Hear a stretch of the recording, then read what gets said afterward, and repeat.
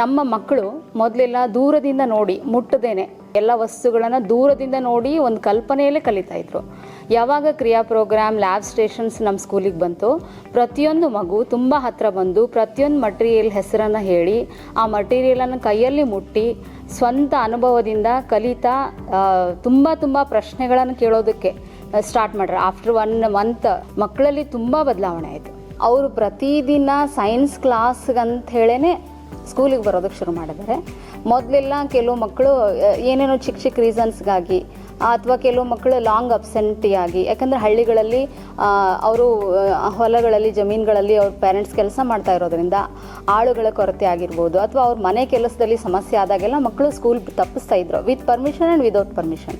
But ಯಾವಾಗ ನಾವು ಈ ಥರ ಪ್ರಾಕ್ಟಿಕಲ್ ಕ್ಲಾಸಸ್ಸನ್ನು ಕಂಡಕ್ಟ್ ಮಾಡೋದಕ್ಕೆ ಶುರು ಮಾಡಿದ್ವಿ, ಒಂದೇ ಒಂದು ಮಗು ಕ್ಲಾಸ್ ಮಿಸ್ ಮಾಡ್ಕೊಳ್ಳೋಕ್ಕೆ ಇಷ್ಟಪಡ್ತಾ ಇಲ್ಲ.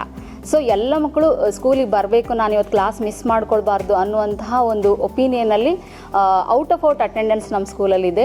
100 ಔಟ್ ಆಫ್ 100 ಮಕ್ಕಳು ಬರ್ತಾರೆ, ಕಲಿತಾರೆ, ಜೊತೆಗೆ ಕಲಿಕೆಯನ್ನು ಅವರು ತುಂಬ ಎಂಜಾಯ್ ಮಾಡ್ತಾ ಇದ್ದಾರೆ.